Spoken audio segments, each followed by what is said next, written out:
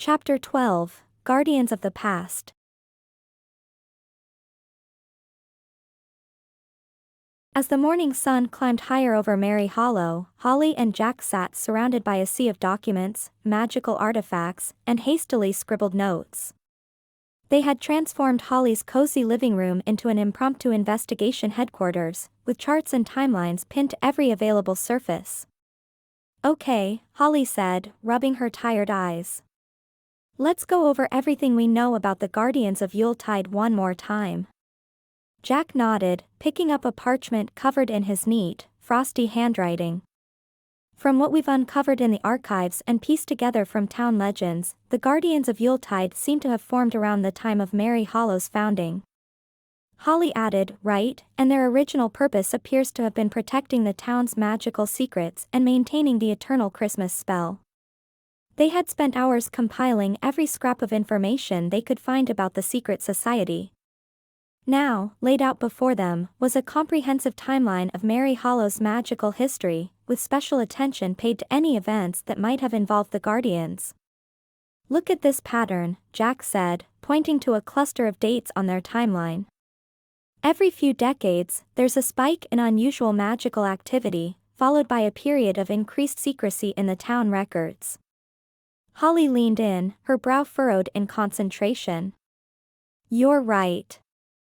And each of these spikes seems to coincide with some kind of threat to Merry Hollow's traditions or isolation." As they examined the timeline more closely, a troubling picture began to emerge. The Guardians of Yuletide appeared to have been involved in numerous pivotal moments in Merry Hollow's history, always working in the shadows to maintain the status quo. "Look at this entry from 1892, Holly said, tapping a yellowed newspaper clipping. There was a movement to open trade relations with a nearby non-magical town. But it was suddenly abandoned after the lead councilman had a change of heart and several pro-trade residents mysteriously left town." Jack's eyes narrowed. "And here, in 1957, when there was talk of modernizing some of the toy-making magic. The workshop that proposed the changes burned down in an accident, and the issue was never raised again." As they continued to connect the dots, Holly felt a chill that had nothing to do with Jack's icy presence. "Jack," she said slowly, "if the Guardians have been manipulating events for this long, what do you think their motives are now? Why kill Mayor Kringle and disrupt the town's magic?" Jack leaned back, his face thoughtful.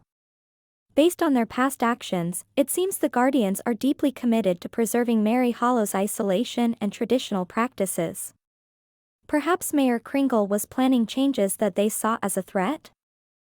Holly nodded, remembering their conversation with Ginger Snapdragon.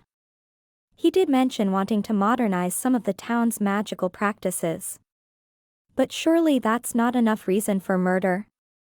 "Unless," Jack said, his voice low, "the mayor discovered something about the Guardians themselves.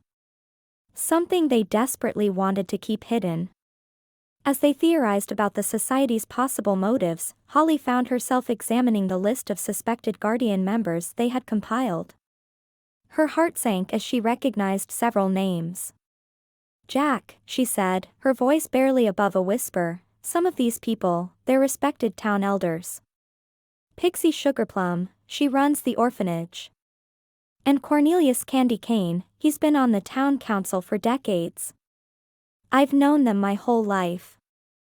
How could they be involved in something like this?" Jack placed a comforting hand on Holly's shoulder. "Sometimes, people do the wrong things for what they believe are the right reasons. The Guardians probably see themselves as Merry Hollow's protectors, not as villains." Holly shook her head, still struggling to reconcile her memories of these kindly elders with the dark actions of the Guardians. "Have you encountered anything like this before? In your work with the council, I mean?" Jack was quiet for a moment, his icy blue eyes distant.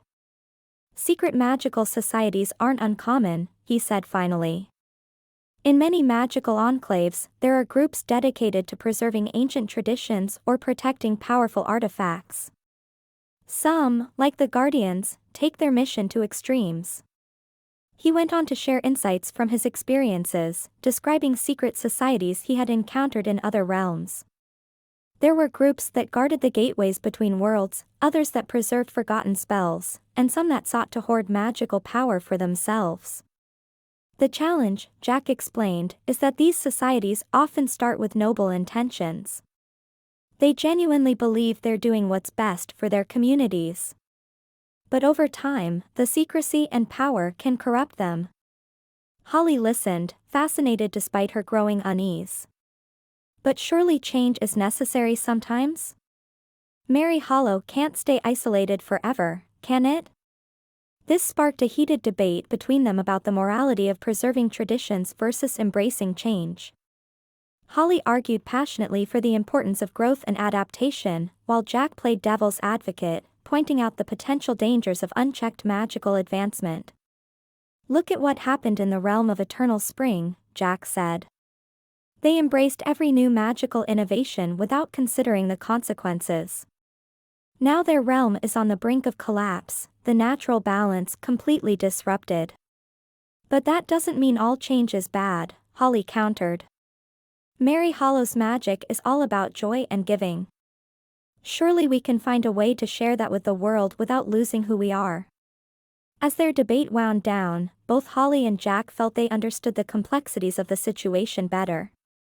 The Guardians of Yuletide weren't simple villains, but misguided protectors whose methods had become dangerous and extreme. "So," Holly said, her voice filled with determination, "what's our next move? We can't just confront the entire society at once." Jack nodded, his tactical mind already working on a plan. "We need to investigate specific members. If we can understand their individual motivations and roles within the society, we might be able to find a weak link." They spent the next hour carefully selecting targets for their investigation. They chose a mix of suspected guardians, some high-ranking elders, a few younger members who might be more open to change, and those who had access to key areas of Merry Hollow's magical infrastructure. "We'll need to be careful," Jack warned. "If the Guardians realize we're onto them, they might accelerate their plans, whatever those may be." Holly agreed, her mind already racing with ideas for subtle interrogation techniques. "We'll need to use every resource at our disposal. My position as a respected baker in town, your outsider perspective, we can approach this from multiple angles." As they finalized their plans, Holly couldn't help but feel a mix of excitement and trepidation. They were delving into secrets that had been buried for centuries, challenging a powerful organization that had shaped Merry Hollow's very existence. The stakes were higher than ever, and the line between right and wrong was becoming increasingly blurred. "Jack," Holly said softly as they prepared to put their plan into action, "what if we're wrong about this? What if the Guardians really are protecting Merry Hollow from some greater threat?" Jack met her gaze, his icy blue eyes filled with a warmth that belied his frosty nature. "That's why we investigate, Holly. We gather evidence, we listen, we observe. And in the end, we make the best decision we can with the information we have." Holly nodded, drawing strength from Jack's words and presence. Whatever challenges lay ahead, whatever secrets they uncovered, they would face them together. The fate of Merry Hollow, and perhaps the entire magical world, hung in the balance. As they stepped out into the snowy streets of Merry Hollow, the eternal Christmas lights twinkling overhead, Holly and Jack exchanged a determined look. Their investigation into the Guardians of Yuletide was about to begin in earnest, and neither of them could shake the feeling that they were standing on the precipice of life-changing discoveries. Their first target was Pixie Sugarplum at the orphanage. As they walked, Holly rehearsed her approach in her mind. She would bring a basket of her famous gingerbread cookies, ostensibly as a donation for the children, and use the opportunity to engage Pixie in conversation about Merry Hollow's traditions and the recent strange events. Jack, meanwhile, would use his ice magic to create a subtle distraction if needed, allowing Holly to snoop around the orphanage for any signs of Guardian activity. They had agreed that Jack's true identity as a council investigator should remain hidden for now, to avoid tipping off the Guardians to the full extent of their investigation. As they neared the gingerbread and candy cane structure of the Merry Hollow orphanage, Holly felt a mix of determination and guilt. Pixie Sugarplum had always been kind to her,